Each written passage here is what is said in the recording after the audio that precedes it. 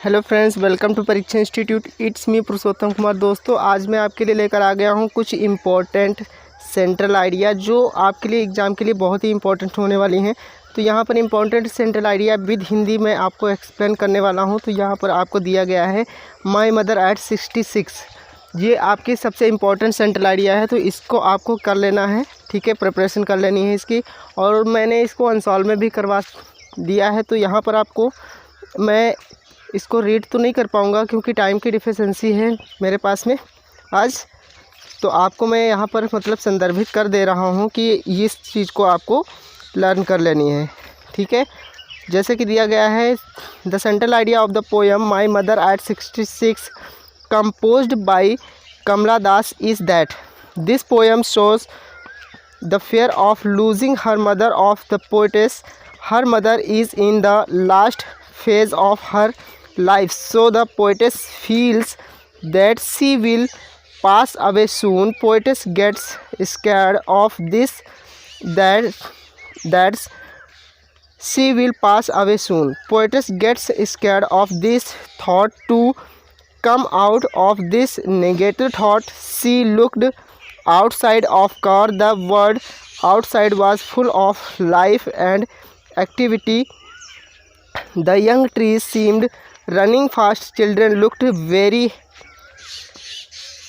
happy at the airport. They had to undergo a security check. The poetess was standing a few yards away from her mother. She looked again at her old mother. She felt pained to look at the colorless and pale face of her mother, but hiding her tears, the poetess said, "See you soon, अम्मा।" तो ये आपकी central idea हो गई। इसकी हिंदी भी देख लेते हैं। यह कविता कवित्री की अपनी माँ को खोने के डर को दर्शाती है। उनकी माँ जीवन के अंतिम चरण में है, तो कवित्री को लगता है कि वह जल्द ही गुजर जाएंगी। इस विचार से कवित्री डर जाती हैं। इस नकारात्मक सोच से बाहर निकलने के लिए उसने कार के बाहर देखा। बाहर की दुनिया जीवन और गतिविधि से भरी थी।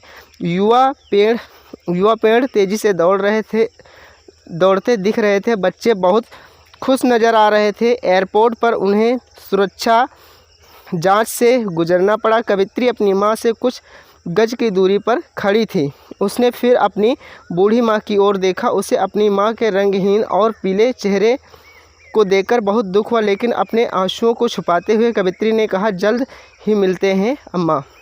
फिर यहाँ पर give the central idea of the poem a thing of beauty.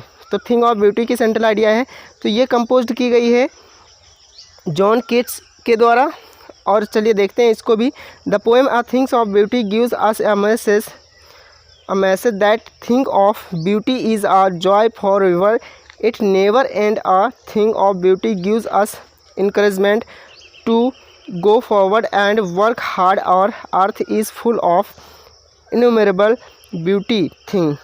A thing of beauty move away the pall of misery, sorrow and disappointments of our life. The mighty deed are also a thing of beauty because they had done their best for the society. All the beautiful things are like an endless foundation sent by God.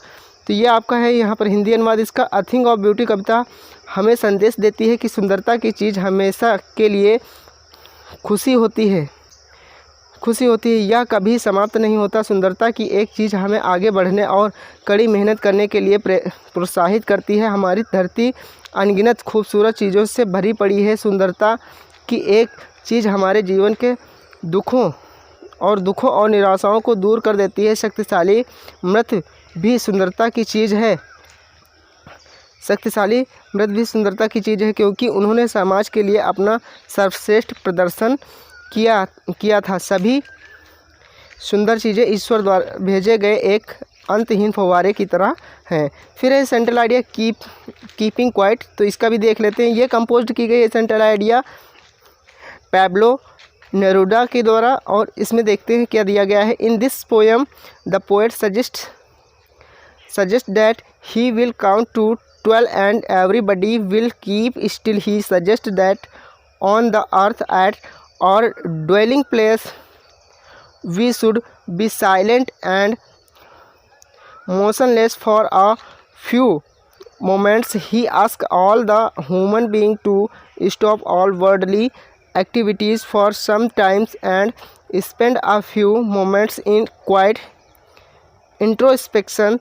It will help us to understand ourselves. We are always in hurry.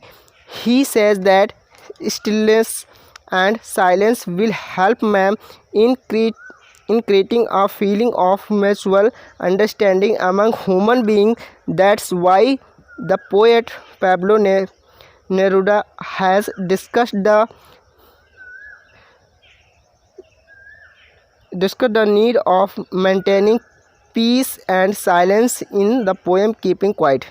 इस कविता का हिंदी भावार्थ देख लेते हैं। इस कविता में कवि सुझाव देता है कि वह 12 तक गिनेगा और हर कोई स्थिर रहेगा। उनका सुझाव है कि पृथ्वी पर हमारे निवास स्थान पर हमें कुछ क्षण के लिए मौन और गतिहीन होना चाहिए। वह सभी मनुष्यों से कुछ समय के लिए सभी सांसारिक गतिविधियों को बंद करने और कुछ क्षण शांत आत्मनिरीक्षण में बिताने के लिए कहते हैं। इससे हमें खुद को समझने में मदद मिलेगी। हम हमेशा जल्दी में होते हैं। उनका कहना है कि शांति और मौन मनुष्य के बीच आपसी समझ की भावना पैदा करने में मदद करेगा। इसीलिए कवि पब्लो नेरुदा ने चुप रहना कविता में शांति और मौन बनाए रखने की आवश्यकता पर चर्चा की। आई होप दिस वीडियो आपको हेल्प करेगा। तो मिलते हैं नेक्स्ट वीडियो में।